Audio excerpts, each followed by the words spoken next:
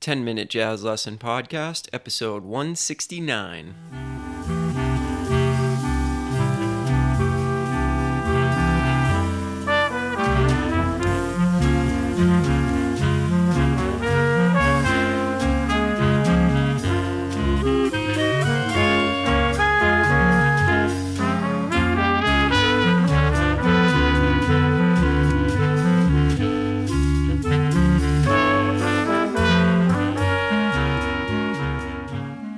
Hey everybody, welcome into episode 169 of the 10-Minute Jazz Lesson Podcast.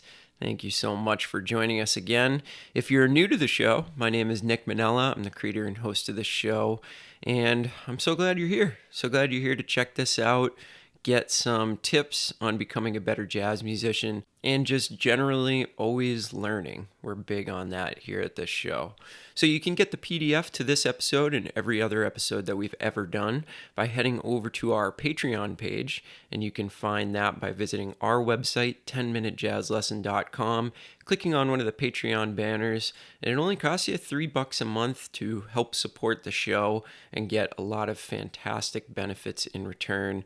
In fact, the Patreon members just got one of those benefits by receiving a full 25% off of our brand new course, Next Level Blues. We've got a lot of people signed up for that, really enjoying it, been getting some good feedback on that. So that is just one of the many benefits that you get from becoming a Patreon supporter. And you really make this show possible, so thank you. We've got some shout outs to do this week, new people that have signed up. So big shout out to these brand new supporters of the show. Thank you to Jeff, Steve, Harry, Peter, Eric, Sand Channel, Lucas, and Rui. Thank you guys so much for becoming a part of the 10-Minute Jazz Lesson family. Showing your support, we really appreciate it. You are the ones that keep this going. All right, so today I'm very excited to present to you a couple of episodes. These next couple of episodes are going to be on stylizing a melody. And this is a question I get a lot, and it's something I work on with my students a lot, because if you think about any statement that you're making on stage, the first thing that is going to happen is going to be the melody, right? Regardless of what you're playing, the melody is what the audience hears first. So I wanted to dedicate a couple of episodes to how to think about a melody and a couple of things that you can do to get better at stylizing that melody. So we're going to start by talking about transcription and how you can tailor your transcription routine to learn how to play melodies in a better way, in a more swinging way, in a more authentic way. And this is not something that we think about that often. You know, we talk about transcription so much on this show, but rarely do we ever talk about it in the context of just the melody or transcribing a melody. We're always so eager to jump into the solo and start figuring out all these really complicated harmonic and rhythmic devices that we hear on our favorite recordings. So I think that sometimes we just skip right over the melody, which I think is a big mistake, because that really is the beginning of the statement that the artist that we're transcribing is making. I mean, it's a conscious choice to play a melody in a certain fashion, to play it in a certain feel, to stick really closely to the original melody, or to stylize it in a much more complicated way. And artists make these choices all the time. So it would really be not very smart of us to ignore that part of a recording. And this can really help our own approach to the melody. In fact, I remember when I was younger, I listened to so much Coltrane that when I started playing some of my favorite standards that I had heard him play, things like I Love You and other tunes like that, I Hear a Rhapsody, I noticed that I would play the melodies literally exactly like he did. And I think that was a great way for me to get started, because remember, imitation is the first step towards developing your own voice. So I had listened to these records so many times and I had internalized them into my ears so much that I would play the melodies like note for note the way that Coltrane did. And slowly I started to move away from that a little bit because I started to, think of my own ways that I could contribute some creativity to playing these melodies. But I still find to this day, I do still copy a lot of those Coltrane isms and the way that he played a lot of these melodies to standards that I still play all the time. And I'm really grateful for that. I really think that contributed so much to my development as a musician.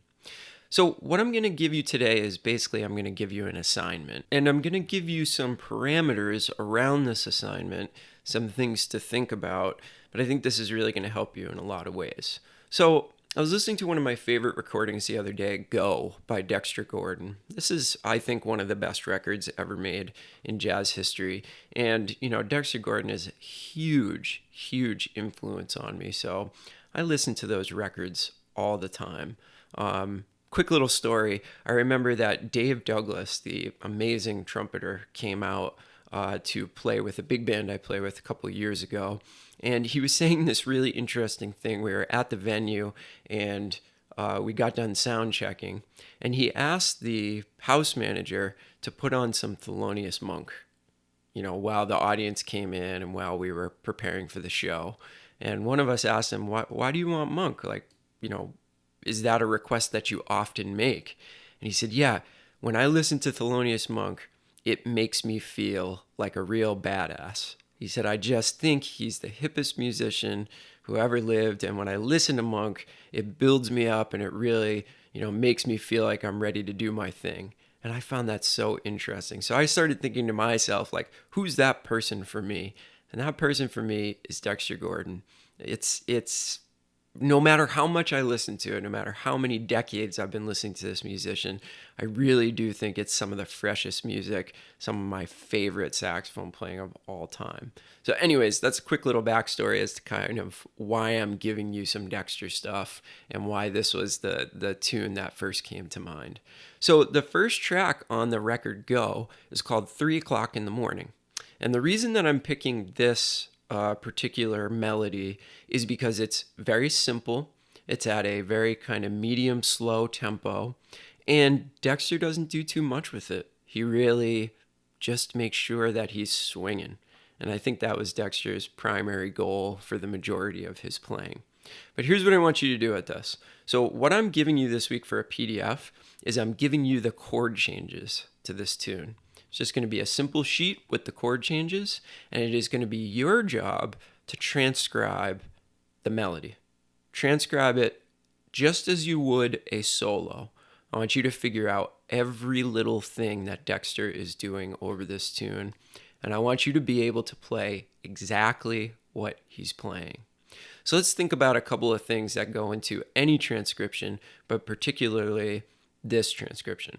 So the first thing I want you to pay attention to is his sound. His sound is just so huge. And it doesn't matter what instrument you play, your goal should be to have a big, huge, massive sound as well. So that's the very first thing. Now, the second thing I want you to pay attention to is articulation and note length. These are some things that we don't always focus on, but these are the things that not a lot of people think about that will get you so much further to being the kind of musician you want to be. So many people think about just like note choice and rhythm, and they don't concentrate on those subtle things like note length and articulation style that will really bring you to that next level. So that's the second thing I want you to focus on. I want you to try to match it with Dexter exactly, as close as you can possibly get to the way that he's doing it. And then the third thing I'd like you to pay attention to would be the feel with which he's playing. Dexter's really famous for laying so far back on the beat. And in fact, I get these people that sometimes say to me, like, you lay back so far on the beat. Like, where did that come from? And it's 100% from playing along with Dexter and really admiring the way that he plays music. So that would be the third thing. I want you to place the notes exactly where he was placing them, and you'll find that you are laying back so far on the backside of the beat. Might be a completely new experience for you. Now, obviously, the things that get left after these three facets that we've talked about are the notes and rhythms.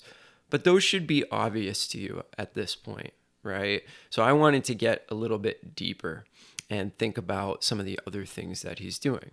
So once you figure this out by ear, I would like you to write it down if you feel that it is necessary and that you'd like to have it written down for posterity.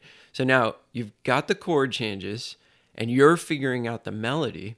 So this could be a tune that you could actually put into rotation. And one more note about this. This is a tune that you're not going to find in any real books, really. I can't think of a place where I've come across this tune.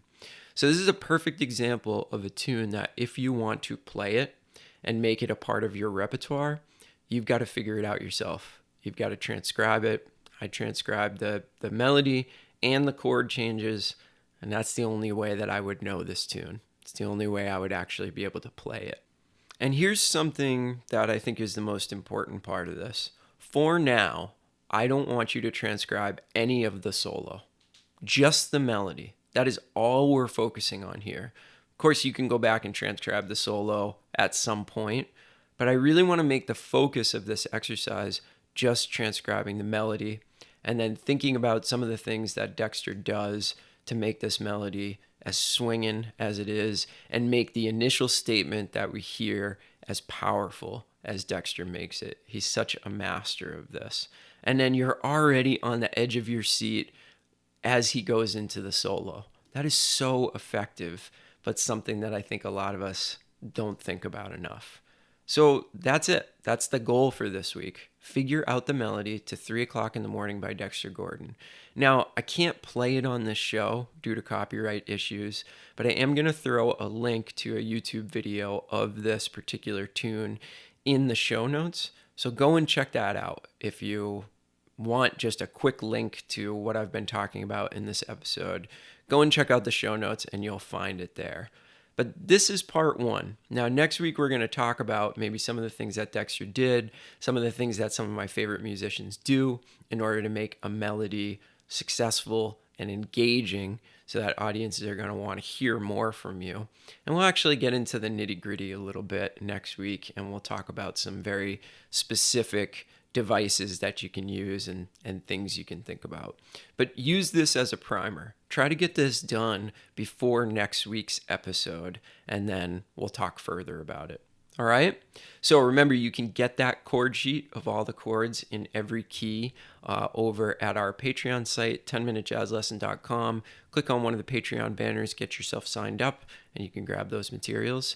And I'm really looking forward to talking to you guys again next week where we'll get a little bit further into this topic. All right?